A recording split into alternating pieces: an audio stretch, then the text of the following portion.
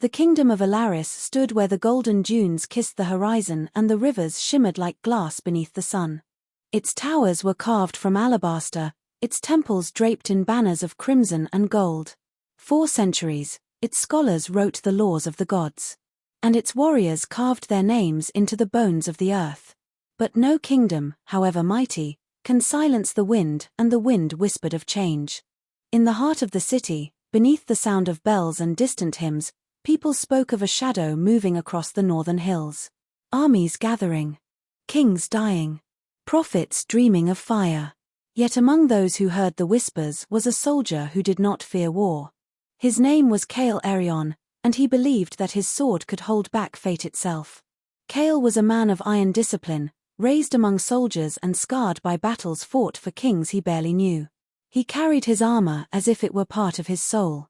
Polished bronze that gleamed like captured sunlight, each dent a memory. His eyes, grey as a stormed sea, had seen the cost of power but had not yet known love. The barracks of Elaris were filled with the smell of oil, metal, and the murmured prayers of those who would never see another sunrise. On the eve of his new command, Kael stood before the colossal statue of Elaris, god of war, and pressed his hand to his chest. If blood must be spilled, he whispered, let it be mine before the innocent. The god did not answer, but in the silence, Kael thought he felt the air tighten as if fate itself had listened. Far from the barracks, in the fragrant gardens of the Temple of Solon, walked Lyra, a healer known for her quiet strength. She was not of noble birth, yet her presence carried an unspoken grace that humbled even the high priests. Her eyes were the color of dawn, soft gold with flecks of amber, and her hands glowed faintly when she touched the wounded. To the people, she was a miracle. To herself, she was a burdened heart. For every life she saved, another was lost in battle. Healing is not mercy, she once told her apprentice. It is resistance against time, against gods, against death. The priests feared her defiance but could not deny her gift. When the wounded soldiers arrived from the frontier, she worked without rest, binding wounds that smelled of iron and dust, whispering prayers older than any kingdom. It was in the twilight hour, when the sky blushed with fading sun, that Kael first saw Lyra. He had come to the temple with an injured comrade, blood soaking his cloak. As Lyra tended the man, Kael stood silent, watching her hands move, calm, precise, almost divine. When she finally looked up, their eyes met. For a heartbeat, the world went still. No chant, no sound, only the slow rhythm of two souls recognizing something they did not understand. Lyra broke the silence first. You carry death in your eyes, soldier, she said softly. Do not let it blind you. Kael, unused to being spoken to so boldly, managed only a nod. And you, he replied, carry too much hope. It will break you. But Lyra smiled faintly. Hope cannot break what it keeps alive. In the weeks that followed, Kael's regiment was called north to prepare for war. The empire of Vareth, ancient rival of Elaris, had broken the sacred truce. Their banners, black with silver moons, had been seen across the borderlands. The council spoke of peace, but the generals sharpened their swords. Kael spent his nights sleepless, haunted not by the coming war but by the memory of Lyra's voice. He told himself it was foolish, she belonged to the gods, and he belonged to the battlefield. Yet every dawn, as the first light touched the temple's marble steps, he found himself there, just to see her silhouette in the mist. She never turned to look, but once, he thought he saw her pause as if she, too, had learned to listen for footsteps that were not her own. Before his departure, Kael returned to the temple one last time. The incense smoke curled like spirits in the air. Lyra stood before the altar, her hands clasped, her lips moving in silent prayer. You should not have come, she said without turning. War leaves nothing for those who wait. Kael stepped closer, the sound of his armor echoing like distant thunder. Then let me give you something to remember, he said quietly. She turned, eyes shining with unspoken sorrow. He removed his gauntlet and placed a small charm in her hand, a silver feather. From my mother's pendant, he said. For luck. Lyra closed her fingers around it, her voice trembling. I do not believe in luck, Kael. Then believe in me, he replied. And in that moment, she did. The army of Elaris departed under banners of gold. The streets were lined with weeping families, the air heavy with the scent of myrrh and burning oil. Kael rode at the head of his unit, his armor gleaming like a sun among men. But his thoughts were not of victory, they were of the healer he left behind. He carried no talisman but the memory of her touch. The drums thundered, the dust rose, the horizon shimmered. Beyond it lay the vales of Vareth, where rivers ran red and the crows waited. As they crossed the border, Kael looked once over his shoulder. Far behind, the city of Elaris glowed under the last light of dawn, fragile, distant, and achingly beautiful. When the sky burns crimson, Lyra had told him once, the gods are watching. That morning, the sky burned. The war began not with trumpets but with silence. Vareth's soldiers fought like shadows, swift and merciless. Their armor reflected the sunlight, turning the battlefield into a sea of blinding light and screaming men. Kael fought without pause, his sword an extension of will. Each strike was precise, each movement born from years of discipline. Yet as days passed and comrades fell, he felt something shift, not in the war, but within himself. At night, as he sat by dying fires, he thought of Lyra's words, "Hope cannot break what it keeps alive." He began to understand. Hope was not weakness, it was defiance. Every morning he rose not for glory, but to survive for her. Weeks turned to months. Kael wrote letters to Lyra he never sent, fearing the gods might mock him for such mortal longing. In his letters, he told her of the sky, how it burned red each dusk as if reflecting his heart.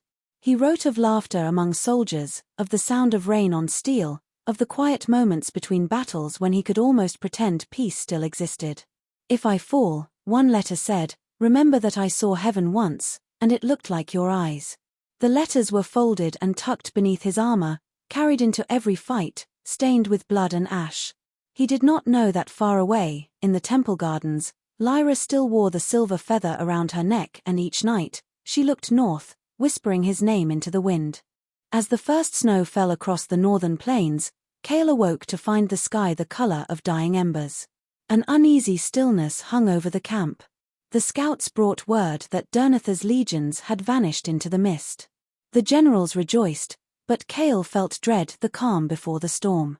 That night, he dreamt of Elaris burning, its temples collapsing, Lyra standing amidst the ruins, her eyes glowing with light. When he reached out to her, she whispered, "The gods have chosen." He awoke drenched in sweat, the feather's image burning in his mind. Outside, the snow turned to ash. Somewhere, deep in his bones, Kael knew the war had only just begun. The winter that followed Vareth was a cruel teacher. It taught men how to hunger, how to bend, and how to wait between heartbeats. Kael's name, spoken in the smoke of campfires, had become a prayer and a curse. Some swore he had fallen, others that the gods had taken him for a higher purpose. Lyra moved through the camps like a pale lighthouse, her hands stained with ashen salve, stitching wounds and gathering stories of those who would not return home. Each night she pressed the silver feather to her chest and listened for a step that never came, making of the feather a small altar of faith that refused to be extinguished. News came in fragments: a raid at dusk, a village taken and burned, deserters caught in the reeds. The war did not come in grand proclamations but in the slow guillotine of resources and the quiet corrosion of hope. Kael's company was reorganized and sent deeper into Vareth's territory, where the rivers ran dark and the wind carried the metallic smell of siege engines. He learned to read the land as a traitor reads his lover's face. Every change of color, every bent reed, spoke of an enemy hidden or a trap set with patient cruelty. At a ruined abbey where the frost had not yet left the stones, Kael and Lyra met again by accident and ritual. She had come with a small band of healers to tend those left by a skirmish, and his patrols had been routed to hold the abbey until reinforcements came. For a long hour they stood with a distance measured by duty and burned the space between them with words that were not about war. They traded memories of small, private things: a grandmother's bread, the way light fell through stained glass, the first time each had seen the sea. Those small things built a shelter around them that no campfire could match. They both understood the danger of affections in wartime. Love could be a weakness the generals exploited and a distraction the gods scorned. Yet each evening Lyra braided a strip of linen into Kael's hairline as if garlanding him against grief, and Kael, who had once trusted only steel, learned to carry her handwriting in his breastplate. Their conversations shifted from confessions to plans that were both foolish and beautiful, to find a place beyond the maps, to dig a house from the earth and plant a tree by its door, to teach children under a sky that had not yet been burned. Between assaults they discovered joy in the small rebellions against a world that demanded only survival. They drank tea brewed over shared embers, watched distant lightning sculpt strange, temporary constellations in the sky, and found humor in soldiers' songs that grew gnarled with too many winters. But the war pressed like a visible beast at the borders of these moments. Its shadow crept into tents and conversations. A courier came one morning with a sealed order sending Kael to lead a night raid on a fortress that guarded a supply road, a mission impossible to refuse and one that made both their breaths short. The night raid was a blur of moonlight and noise. Men moved like ghosts through marsh and broken hedgerow, the whisper of blades and the clap of crossbows creating a terrible, disciplined music. Kael fought as one possessed by the image of Lyra standing at an altar of peace, and in the frenzy his mind found clarity, not cruelty. They took the road, surprised the guards, and yet victory tasted of ash when dawn revealed the cost. A whole company of allied farmers pressed into the fight and many of them butchered before the gates were shut. Kael returned with a body count heavier than his medals, and the feather at Lyra's throat seemed to weigh more than iron. In the wake of that dawn, Lyra tended survivors whose wounds were not solely flesh but also honor and memory. She moved through men who had seen their sons fall and women who had birthed stillness into the world. She would sing to them in low tones, songs older than the war, and sometimes closed her eyes and let the tune carry her away to a place where the horizon didn't argue with the sky. Kael watched, feeling the wrongness of his hands. A warrior can save a life by thrusting steel, but he could not suture the split in a mother's voice. So he learned to carry water, to build fires, to watch over the small mercies with a fierceness that was not martial but human. Rumors grew teeth and moved across the towns. Vareth had allied with mountain clans and was building a great engine of siege that would crush the southern walls in a single burning night. Elaris's council, frayed by paranoia and greed, squabbled while generals drew lines of blood on maps. The priests predicted omens and sold comfort at a price the poor could not afford. Lyra cursed the gods openly in the privacy of her tent, calling their names like broken glass, and Kael, who had once prayed before battle, began to look up at the heavens with a soldier's suspicion. They were two small lights scraping at a darkness that wanted to swallow everything. On a night when snow mixed with ash and the world tasted of iron, Lyra was captured by scavengers, men who sold prisoners into labor or ransom. They took her from a field hospital while Kael's patrols were stretched thin along the river. For 3 days the army searched in a blind frenzy that turned villages into hunting grounds.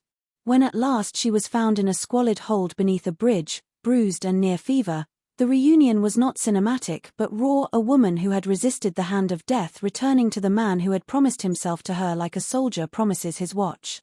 They swore then with more ferocity than before, not merely love but a covenant of presence. If death took one, the other would teach the world how to remember. They carved their oath into a broken mantle stone and left it where they first met, a talisman against oblivion. Kael etched his blood with a knife. Lyra pressed her salves into the grooves until they stained the rock in hues of dusk.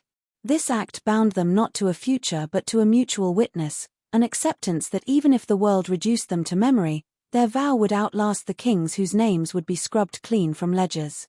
War matured into a beast of new cruelty. The Donati engine of siege arrived and in a single night toppled a line of earthen walls that had stood for ages. Songs turned into dirges. The lullabies mothers hummed to their children changed keys to an elegy. Kael's unit was ordered into a stand that would let the last of the city's artisans flee. The goal was a small, human mercy carved from a larger fate.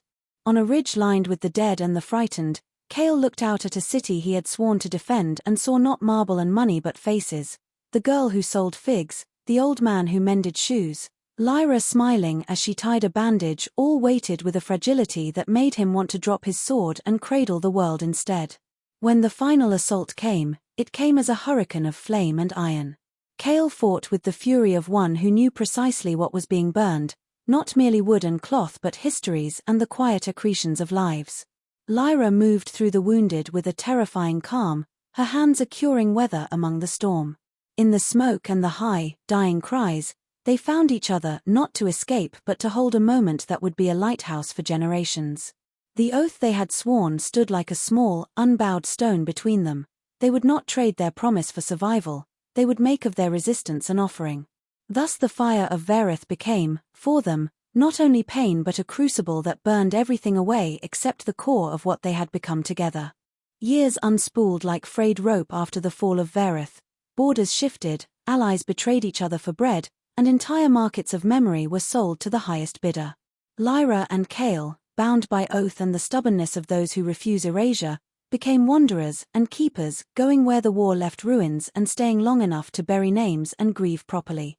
Their legend spread in hushed, fragmented ways: a soldier who returned from the dead, a healer who refused to leave a city. People told the tales in taverns and in the delicate margins of prayer books, and sometimes the story took on details that did not belong to either of them. Elaris continued to decay under the slow governance of fear. The river that had once carried grain for festivals now carried only debris and the occasional artifact of a life that had been lived there: a child's toy, a woman's earring. Still, Lyra tended the remaining people with a stubborn holiness that seemed to reforge the heart of ruin.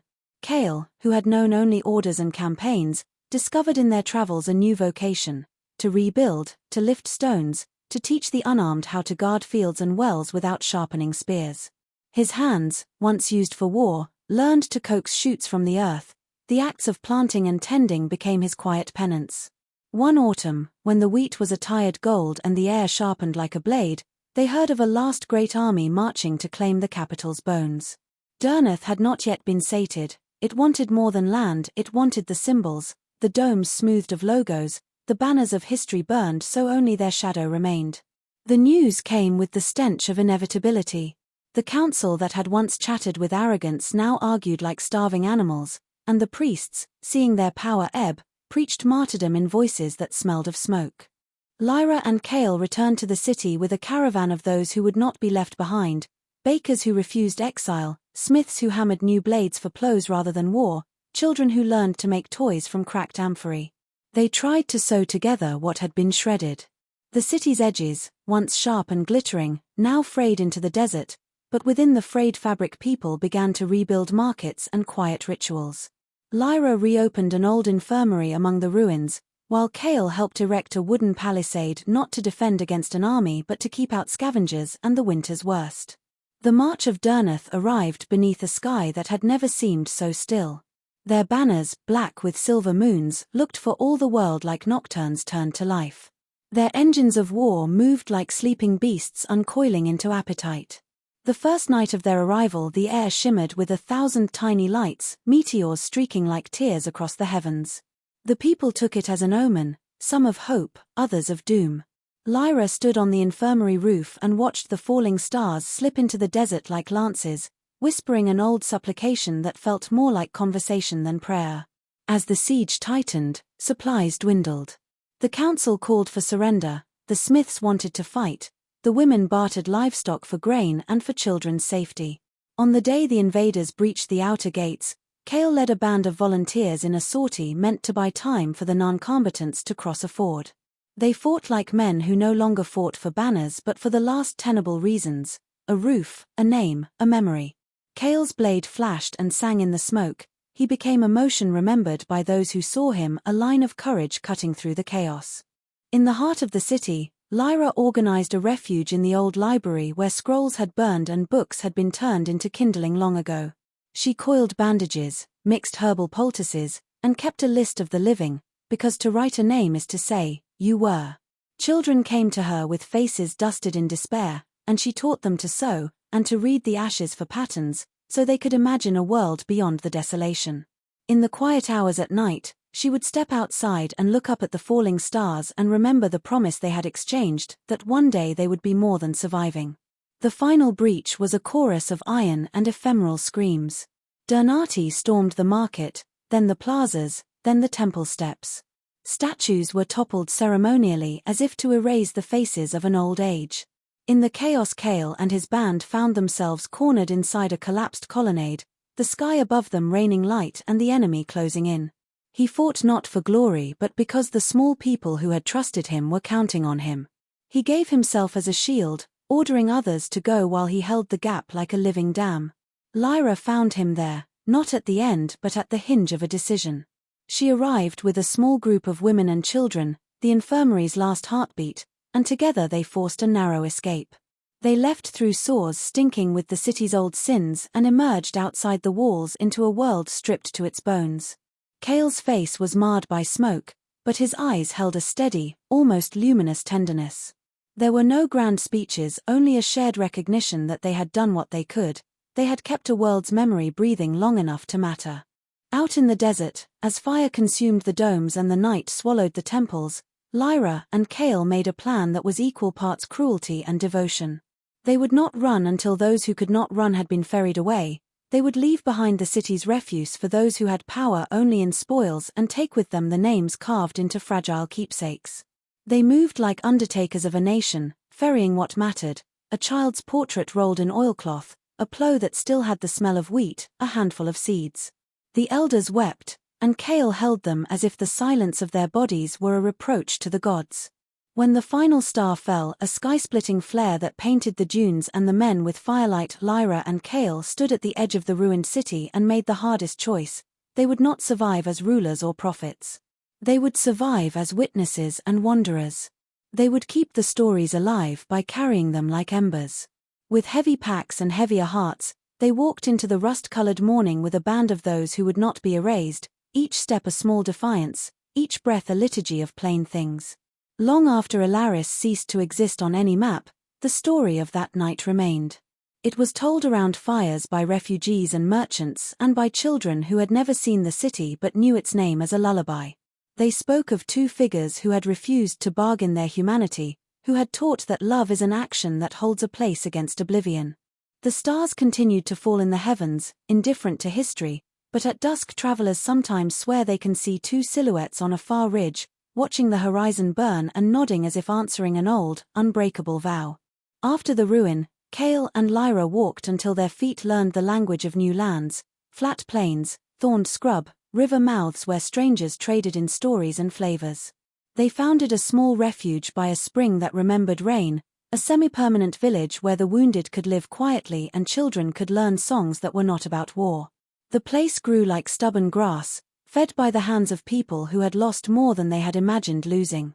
The couple became pillars of this tiny society, Kael teaching building and watch, Lyra teaching healing and listening.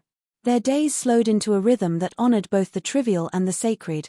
Kael rose with the sun to mend walls and teach fencing for farmers rather than soldiers. Lyra woke to grind herbs for tonic and to study the way wounds closed under a new climate. At dusk they would walk by the spring, holding hands with the same tenacity they had once held swords.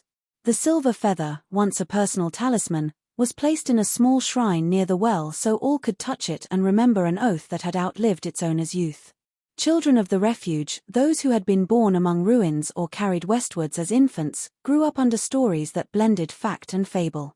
Kael, who had once moved like a blade, now read aloud to them of simple mathematics and of the names of herbs. His voice, once a clarion call on a battlefield, softened into a tool for building rather than cutting.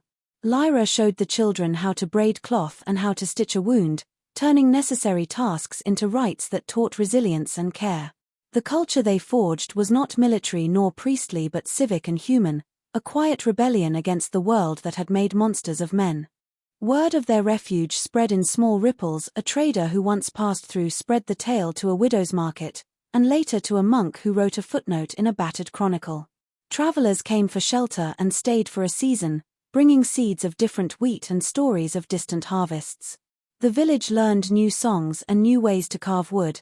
They added desks and a little schoolhouse where the children learned to write names so they would never forget the shape of the ones they loved. As they aged, the physicality of Kael's past became more a memory of motion than emotion itself.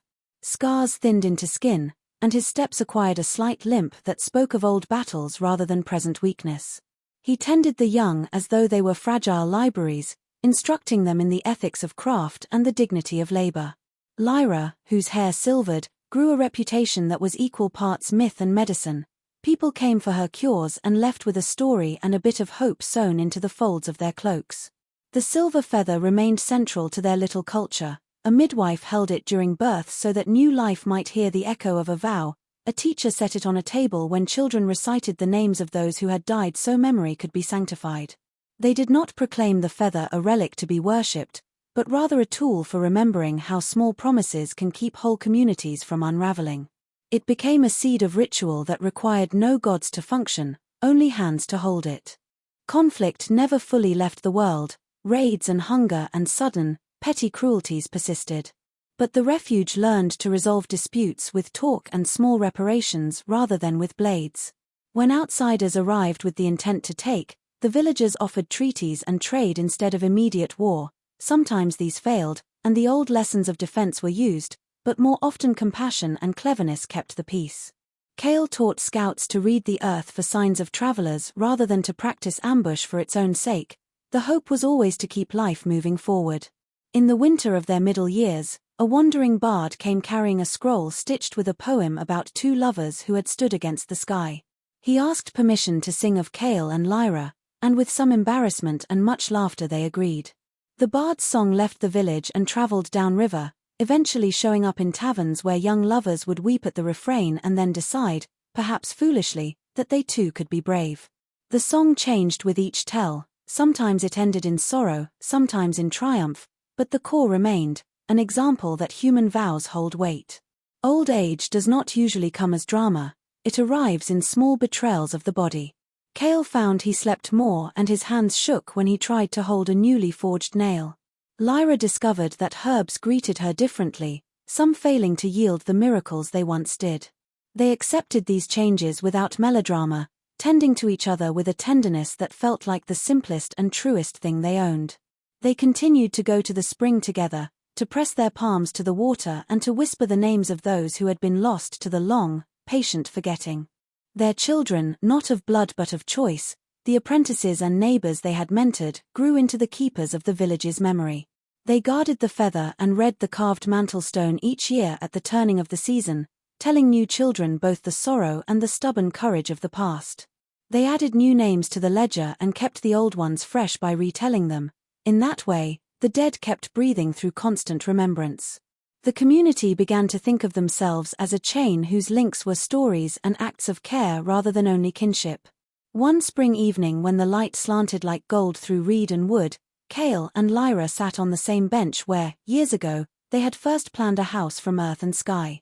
They spoke little, their conversation the comfortable silence of people who had said everything necessary in other languages, tending, listening, holding. They spoke finally of the city that had birthed them, of the temples, of the great stars that had fallen, and of the small, blistering miracle that had been a shared life. They were not grand or theatrical. They chose to make their last vows in private, to the handful of people who had been their witness their whole lives. When Kael's breathing thinned and the shadows lengthened, he asked Lyra to take his hand and to promise that the work they had begun, the refuge, the rituals, the ledger of names, would continue. She promised with a voice that was both broken and steady, and the village gathered around to both weep and celebrate. When Kael died, it was with the kind of dignity that comes from a life spent honing purpose rather than glory. Lyra buried him beneath a sapling they had planted together, a tree that would grow tall and remember him in rings of green. She continued on, slower now but luminous with the memory of what had been and what they had made.